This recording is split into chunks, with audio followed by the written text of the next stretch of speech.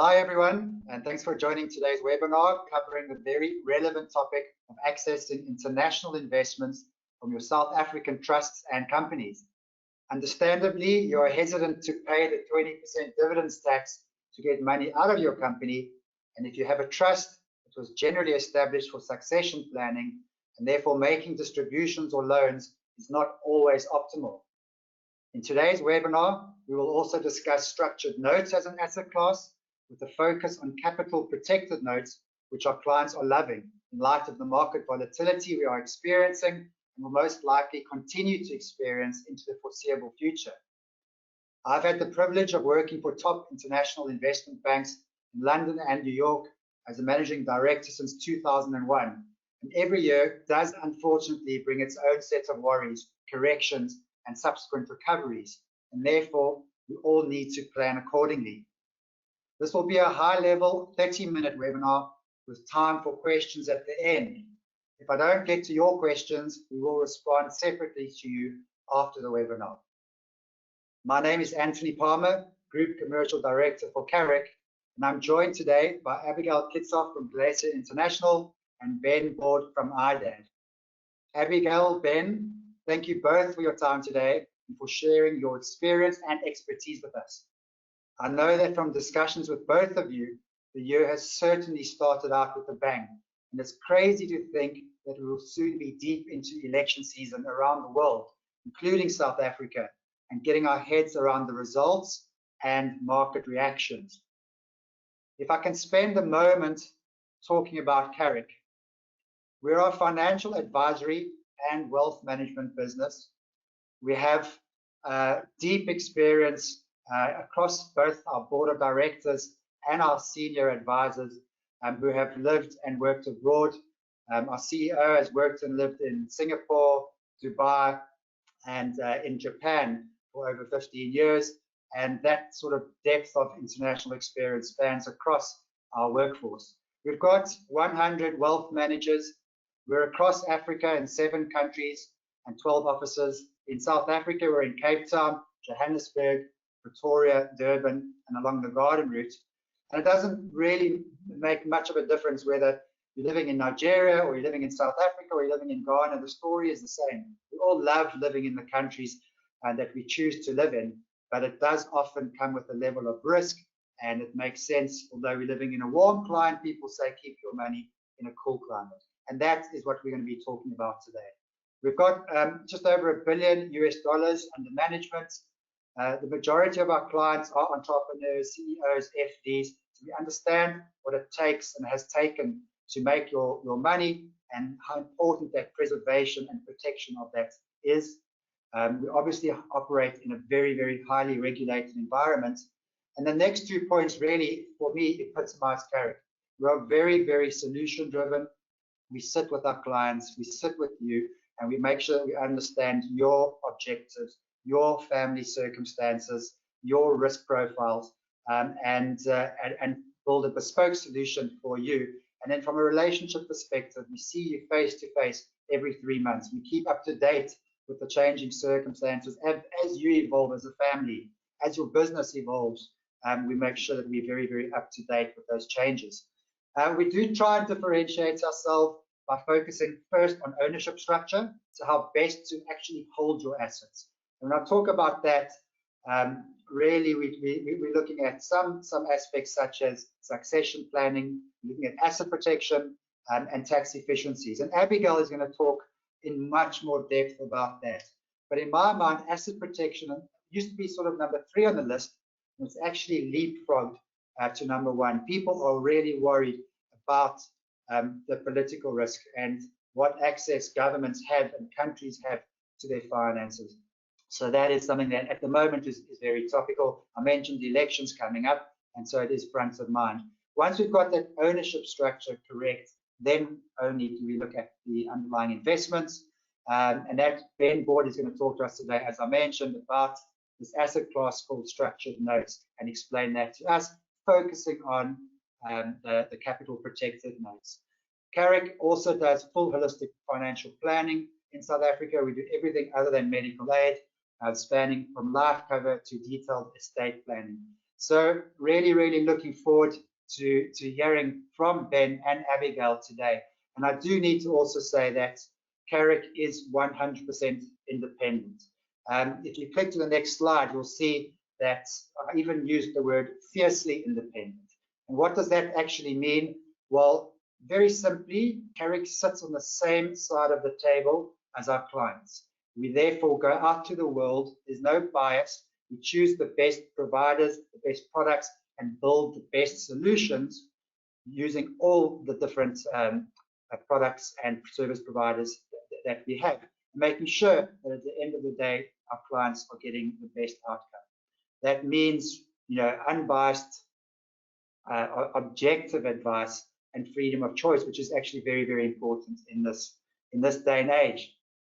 With that overview, I would like to hand over to Abigail to talk us through Glacier's offerings and why they make sense for a lot of our clients in this climate, particularly for their companies as well as their trusts. Hi, everyone. Yes, thanks for the introduction, Anthony. As mentioned, my name is Abigail Kitsoff. I am an investment specialist at Glacier International. And essentially, Glacier International is an offshore administrator, and we provide a wide range of products that clients can invest into if they're looking to invest directly offshore. So as you can see in the screen in front of you, we have a wide range of investment options, and that ranges from individuals as well as entities. But today we are going to be focusing on the global investment plan, which works really nicely when investing on behalf of South African companies and trusts. Abigail, I see there you've got global endowment and global sinking fund. Yeah, we're all familiar with endowments. These are words that we've heard, a word that we've heard many times, and we're used to in the South African landscape. Interesting, though, that now you're calling it a sinking fund when we're talking about trusts and companies. Maybe if you can talk a little bit about why that is. So, I mean, we essentially have two different types of wrappers. We have an endowment, and you'll see we typically tend to use that for individuals, and we have a sinking fund as well, where you'll see you can use it for individuals as well as entities. So they are essentially very similar, except our endowment has an added protection or an added benefit. So it falls part of the Long-Term Insurance Act, which means that there is creditors protection attached. So if the client is invested for 3 years, it's protected for 5 years thereafter from creditors. And that is essentially the only difference between the two. Yeah. Thank you. And I gather the reason that we're going to focus on sinking funds today, you're going to get to in the presentation. Correct, yeah. So essentially, there are two ways that a South African company or trust can currently invest offshore. So the first way is if the client invests in South African rands, and they'll do so by using a local product and by actually accessing offshore assets through what we call a feeder fund. Or secondly, they can invest by using an asset swap provider and then investing directly offshore through a platform such as ourselves, Glacier International.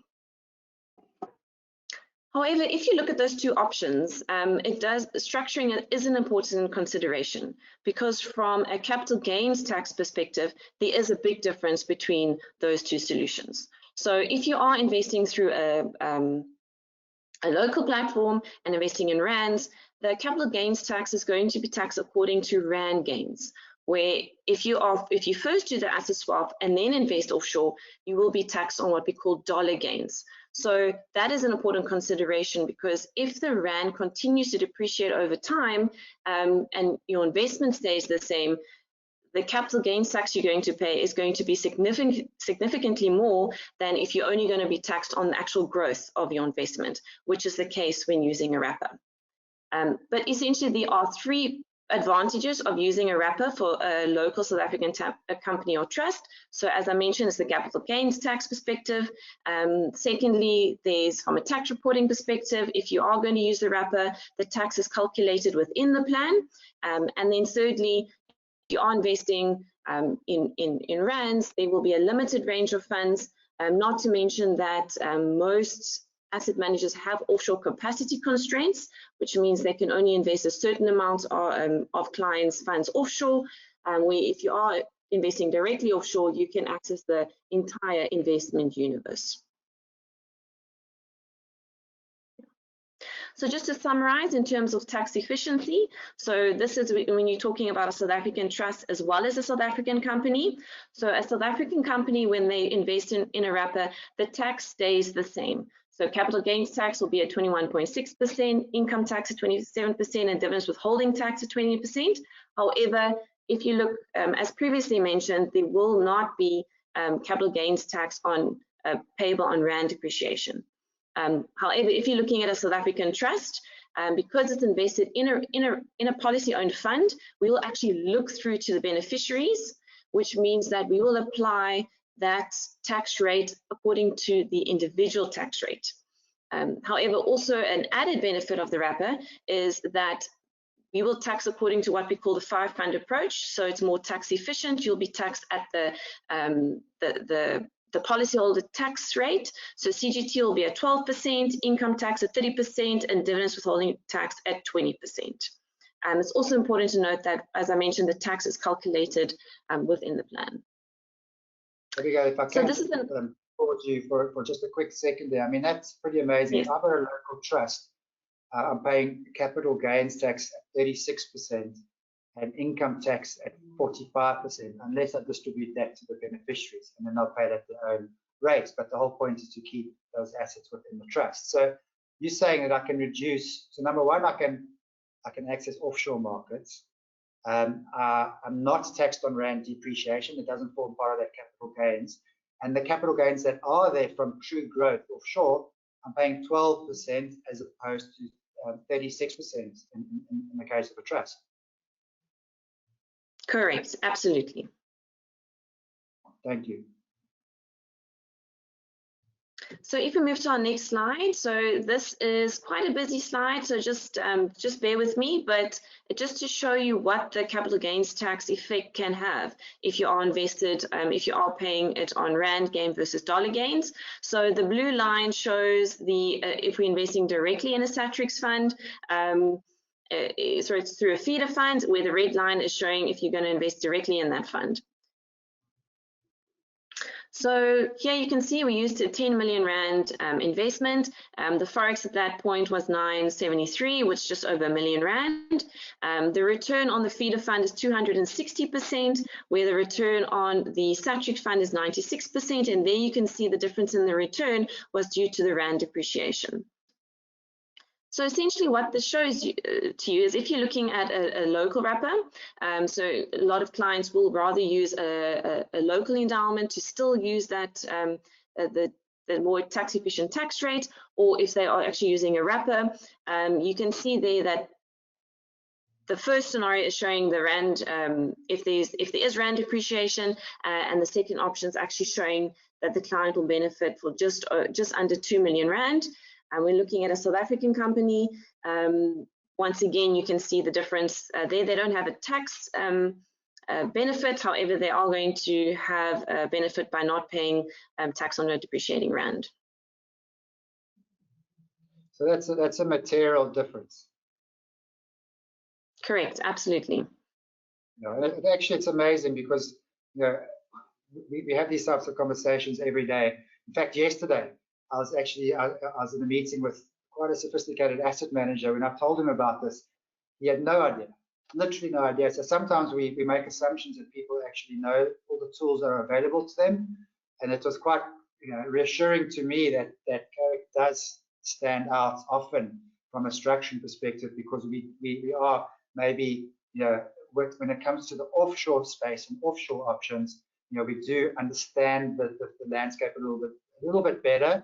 There are fantastic local advisors. In the offshore space, you have to be so careful. As soon as you start going cross-border, you have succession planning issues, you have tax issues, and you really have to partner with someone that knows their game properly. Absolutely. Great, and that's it for me. So thank you very much for tuning in, and if you have any questions, I'm welcome to answer them, or we can get back to you at a later stage. So thank you to our audience. They actually have been posting questions as we're talking. I'm just going to pick them out randomly. So the first question is something that is also asked a lot of times when we're sitting with clients, and that I was asking, with that asset swap, is there a cap? Can a trust take out 20 million rand or 10 million rand? Do they need to apply for tax clearances? So no, if you are using an asset provider, there isn't a cap in or that capacity that you can use. However, you can't take the funds over in your own capacity currently. So let's paint a scenario. I've got a company, or I've got a trust, or I've got a company in a trust, and it's sitting on, let's pick a random nice number, 20 million rand. And I want to utilize the sinking fund. Do I need to go to the Reserve Bank to get any approvals? No. So, I mean, that's all you're going to do is we're going to open an account with the asset swap provider. You're going to transfer those rands into that account. You're going to use that asset swap provider's offshore capacity. They're going to pay the funds over to us, and then we're going to invest on the trust's or the company's behalf. Okay, so it's relatively simple and well walked ground, you know, because a lot of our clients are already maxing their personal allowances. So this is a neat way for them to get that offshore exposure, especially in times that they're nervous about rand volatility, and there are no caps, and it's an easy process. Okay, that's great. The next question that's come through is, I also just want to add there, it's also very important that if the client wants to withdraw the funds, we often get the question, can we then pay those funds to an offshore bank account? So it is important that because you are using an asset swap provider, it means those funds always have to come back to South Africa first. So if we do a withdrawal, we're going to unwind the asset swap, pay the funds back to the provider, they're going to do the currency conversion, and you're going to receive the proceeds in rands. Okay, and sticking with that theme of withdrawals, the next question actually focuses on liquidity and access. So maybe you can touch on that, because in my mind, you talk about endowments, you think about a 5-year, you know, sort of time horizon. How does that work with the sinking fund? Yeah. So our sinking fund, or I guess both of our wrappers, work quite differently to perhaps the local offering. So what we actually go and do is we open up 100 policies for the client. So with a normal endowment or sinking fund, allowed one withdrawal and one loan, where the way that we've structured our product, there's actually multiple access points, so multiple withdrawals. I must add though that the rules of the endowment state that you can only withdraw the full investment amount plus 5% compounded per annum. Any growth over and above that has to stay invested for the 5-year term. Perfect. And then in the interest of time, just one more question from the audience. Once my funds are in the sinking fund, what am I allowed to invest in? So we are an open architecture platform, so you can invest in a wide range of funds. We have direct ETFs on the platform. We have model portfolios.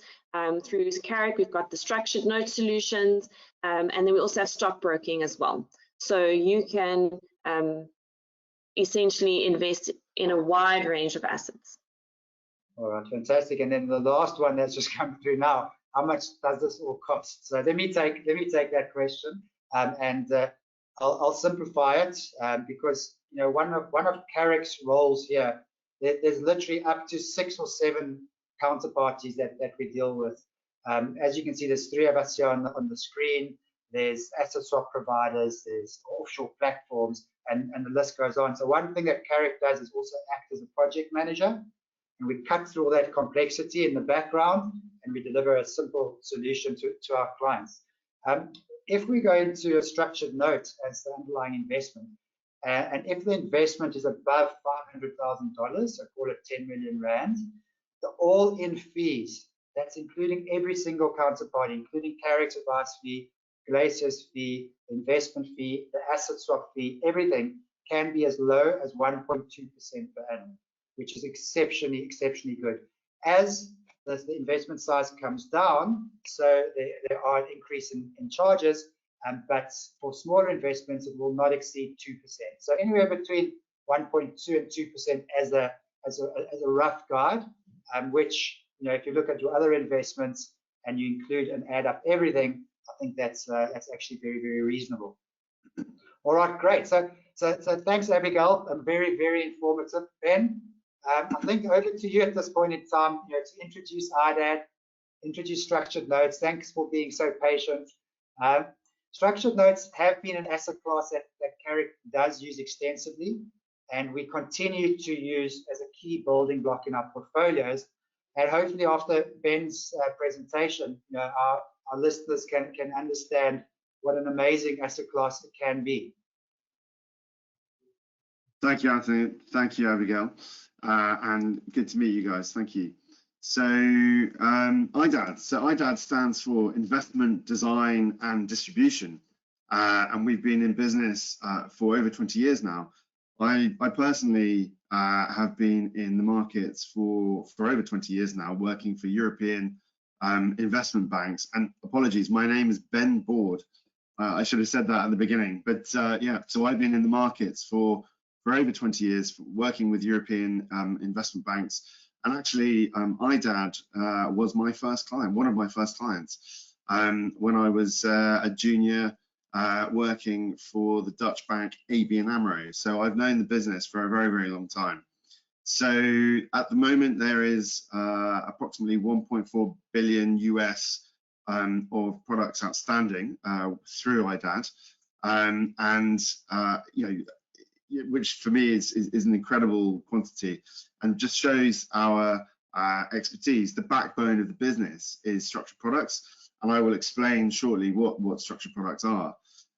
Probably crucially for everybody is that we are in a regulated environment. We're regulated in the UK, and we're also regulated in South Africa. So what I'd like to show here is that since the dawn of time, we've issued approximately 2,300 products. These are our Q3 figures, so it'll be more now.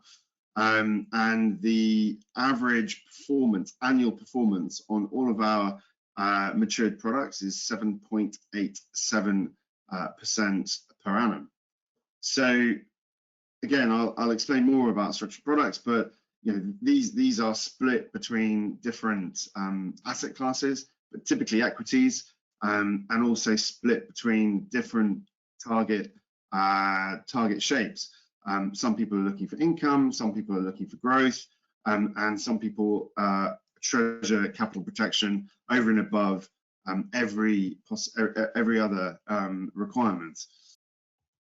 And Ben, if I can jump in there, that 7.7%, that is over, historically a very low interest rate environment. So it also needs to be taken in context. Yeah, it's also through some of the worst crises in our, in our living memory, financial crises. That's through the global financial crisis. That's through the European debt crisis, and through COVID and various wars going on in around the world. So yes, that's through some very, very tricky times. So it's a nice result. So what is a structured product? So a structured product is essentially a package of financial instruments, typically bonds and underlying, such as I mentioned equities, but it can be currencies, it can be interest rates, it can be commodities and stocks. So really, there's a real flexibility with what we can do to create these products, which they're designed ultimately to give you peace of mind. For clients, Carrick will work with the clients. We've worked with Carrick for many years now. Carrick will speak to clients, identify the goals, whether it's income, whether it's growth. But the key thing is we'll put together a product from the many banks we work with. We have approximately 40 bank relationships mostly international, some local in South Africa as well. But the key thing is that we don't work for the bank. We work for you, the client, in providing the best possible solution at the best possible price. And it's those relationships that we leverage off to make all that happen, and we put that together. So the key thing is that, you know, we want you to sleep at night. And often the problem is when you're working with funds where there's, you know, unlimited downside, in theory, you know, where you can lose all your money. You know, we try and mitigate that through building structured products that provide, you know, potentially the maximum level of protection that you would want, which is 100% capital protection. But we can also change that round and create leverage and add risk to the profile. So, you know, essentially there's no free lunch in any investment, but what we can do is tailor it so that you can sleep at night. Okay, so the typical products that we see frequently, you know, there's one shape, and apologies, there's a lot of jargon in this, so I'll try and cut through the jargon. But we have a product called a memory income autocall note. So the idea of that is that you generate income typically on a quarterly or annual basis, and there's protection in there so that if the underlying asset that your product is linked to, let's just say an equity index like the S&P 500, which I'm sure you're very familiar with, were to fall, then even in that scenario, you'll still get your income and you'll still get your capital back, subject to various barriers. So yeah, that's a very, very popular product. Also a classic autocall, which is growth rather than income. The idea behind that is that it's not generating an income for you, but it's generating a redemption amount, which is taxed at CGT. And the opportunity to get lump sums back on a frequent basis, again, based on the performance of the index. But you know, again, we can tailor it to your needs. And then finally, capital protection, full capital protection. Typically, that would be again linked to an index such as the S&P 500 or the Euro stocks, and essentially over a time horizon that you're comfortable with, we can create 100% capital protection, so you know that you'll get your money back in the worst case, and there's no growth in the index. But you can also get the performance of the index, and again, sometimes with leverage. I've been working on products recently where we've got full capital protection with 200% participation in the index up to an index cap over 3 years and in dollars. And that last one I was looking at was with Goldman Sachs, but that's just an example. I mean, we work with, as I say, some of the biggest banks in the world: Barclays, Goldman's, Citigroup, you know, BNP Paribas. You know, there's many of the biggest names in finance that you will recognise. So Ben, if I can just jump in and hone in on those last comments on that capital protected note, because that is what I want to spend a little bit of time focusing on this webinar. So let me understand it.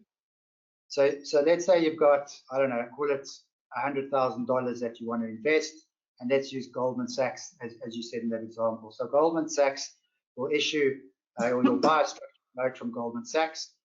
You can't ever lose capital unless Goldman Sachs goes bankrupt, which I think we're all very comfortable with that risk. Yes.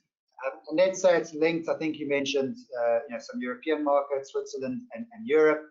3-year time period where you get 2 times the growth of whatever those markets do, and that's the leverage you're talking about.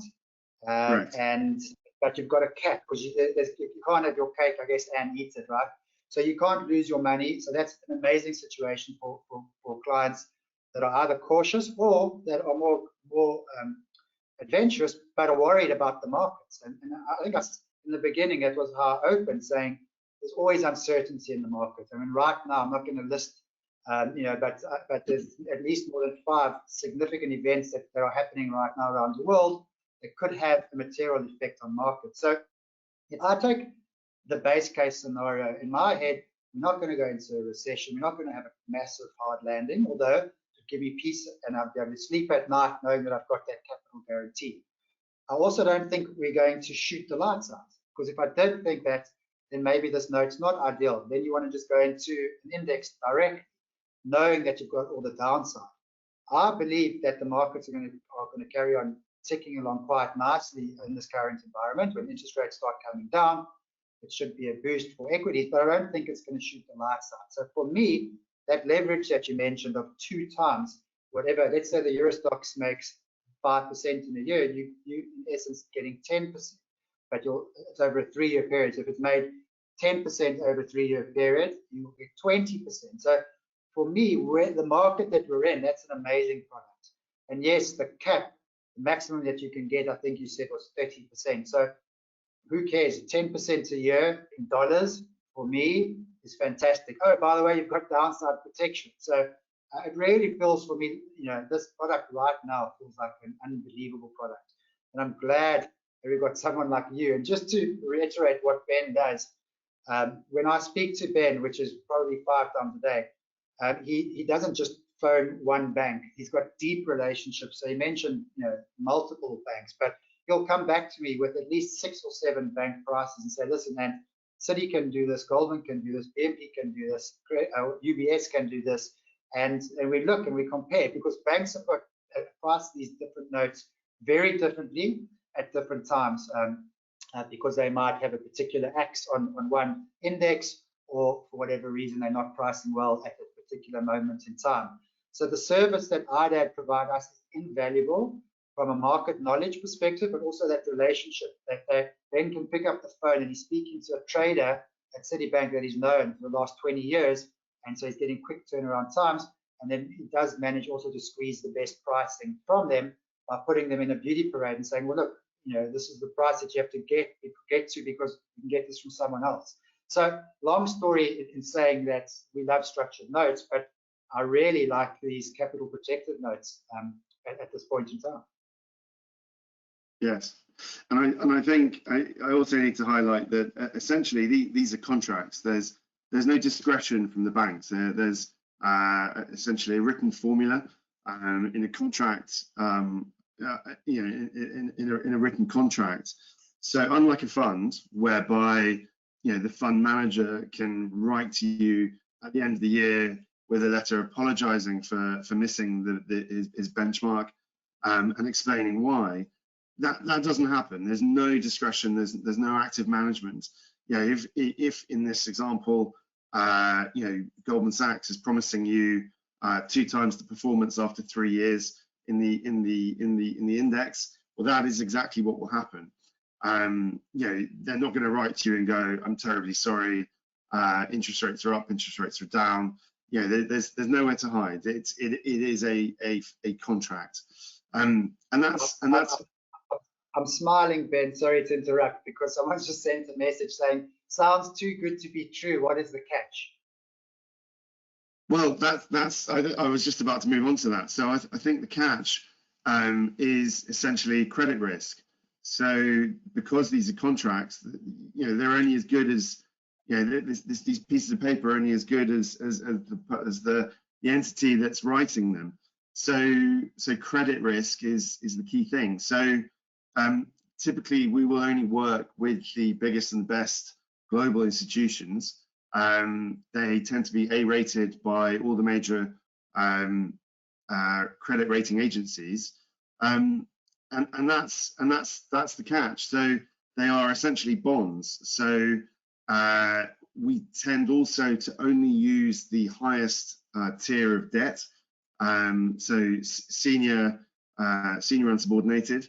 You do find in some notes that they're issued by maybe smaller private banks that maybe don't have big balance sheets, or international banks in emerging market locations, and potentially they're fine, but typically we will err on the side of extreme caution and go for only the biggest and the best banks in the world. And for us, I also must add that there's no credit risk to IDAD. All of these notes are essentially traded through what's called Euroclear, which is the big global settlement system, and go straight from the bank into your custody account. So there's no exposure to IDAD from a credit risk. But Ben, if I can touch on liquidity, please, because I think that is also something that our viewers need to understand. I mean, I mentioned 3 years. Sometimes we bring notes to market that are 6 years.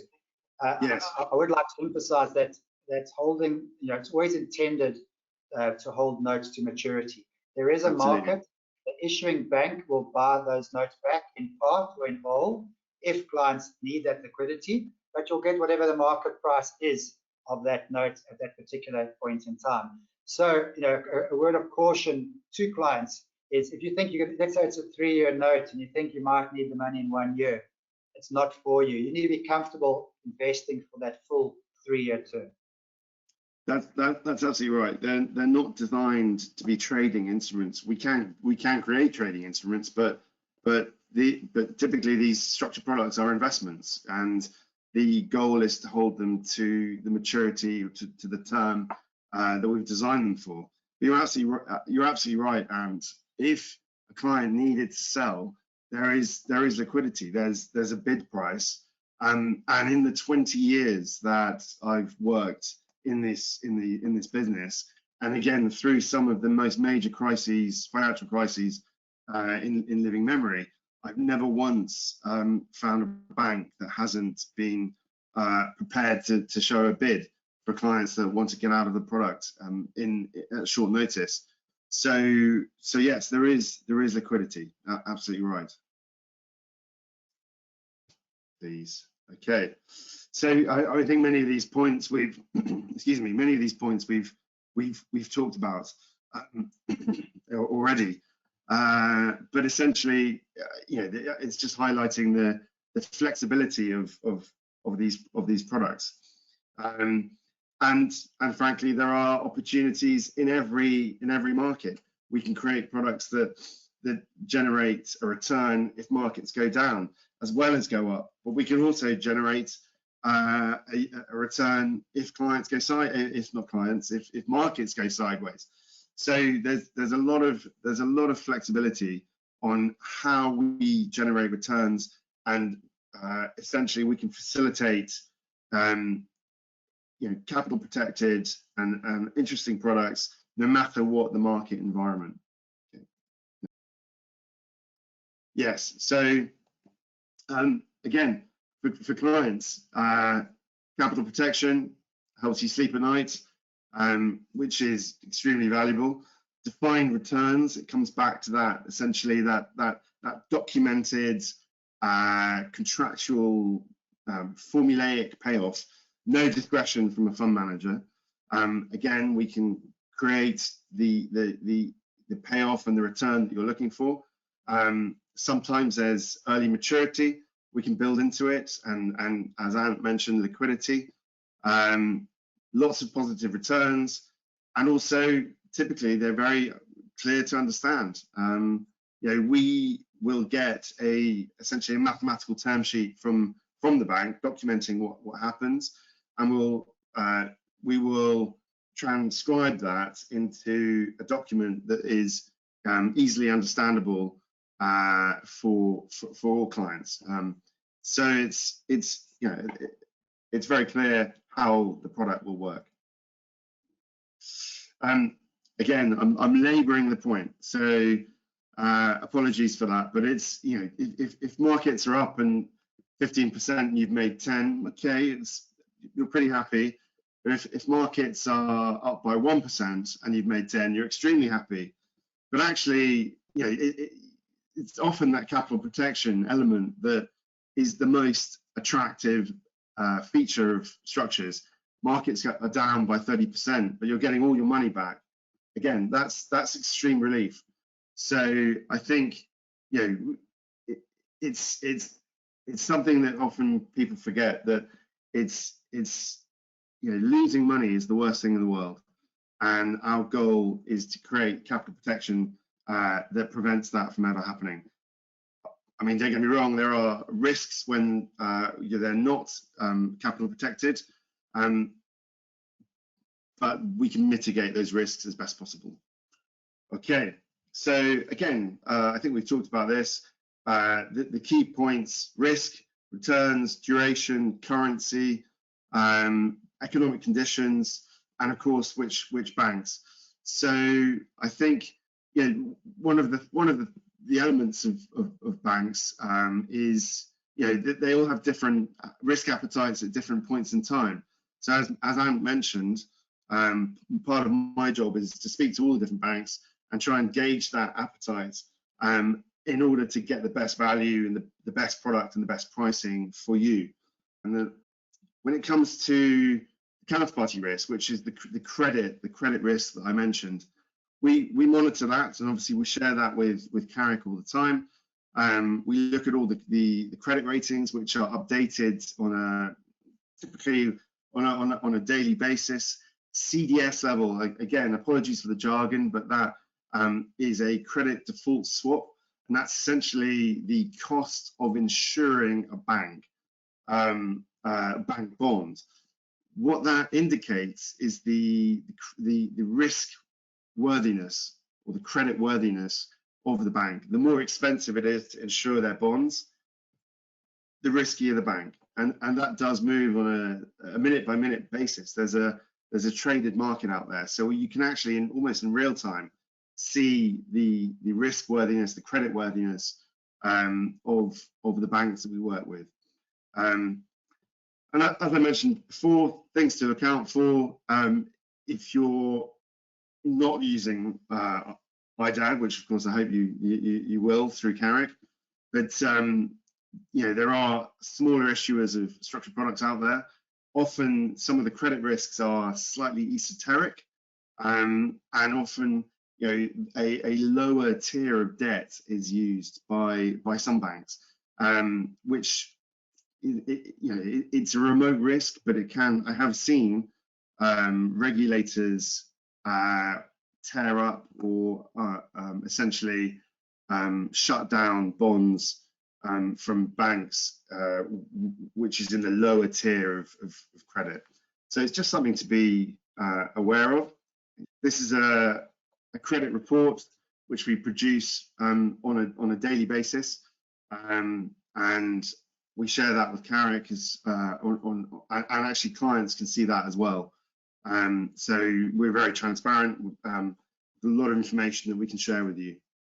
Okay, so I think charges, and that's something to consider as well. But typically the cost of a structured product is far less than holding a fund over a similar period. So typically to hold a fund, it's up to maybe even more, 1% per annum, and for a structured note, it can be significantly less, anywhere between 0.25% to maybe 0.75, so significantly less. And yeah, so I think that's that's it in a nutshell. But I think the message is, we want to help you manage the risk. We want you to sleep at night.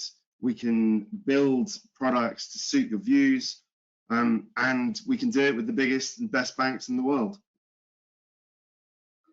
Thank you. Thanks, Ben. If I can just add to that, just to make it clear, when Ben says we can build products to your views, what we find, a lot of our high net worth clients really find it appealing to sit around the table with us and design a note that fits their circumstances. And an example, sometimes a client will say, I've got a little bit too much exposure in my traditional portfolio to the US.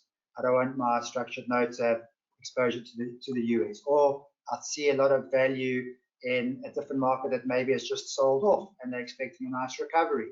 So please bear that in mind, and we actually encourage that, because that's the fun part of the job, is building these. And then we do, however, also have sort of monthly notes that we can show you at any one point in time, what our current offering is. And structured notes historically really were only for institutional investors, family offices, sort of ultra high net worth individuals. And maybe over the last sort of, let's say, 3 to 5 years, it's become more of a retail product, and clients can now have access to this asset class that, to be frank, they didn't know about or couldn't access historically. So it is a key building block in portfolios, as I mentioned. We are unfortunately out of time, so I'm going to end it there. But from my perspective, I hope that you all found it very, very useful.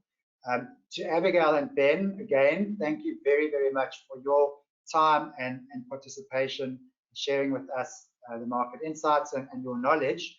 If anyone wants to follow up, please feel free to contact your wealth manager at Carrick, or you can contact me at anthony.palmer@carrick-wealth.com. Looking forward to seeing everyone again on our next webinar. And as I said, I really do hope that you took some value out of today. Thanks again, Ben. Thanks, Abigail. And thank you, everyone, who tuned in. Bye. Thank you. Thank you.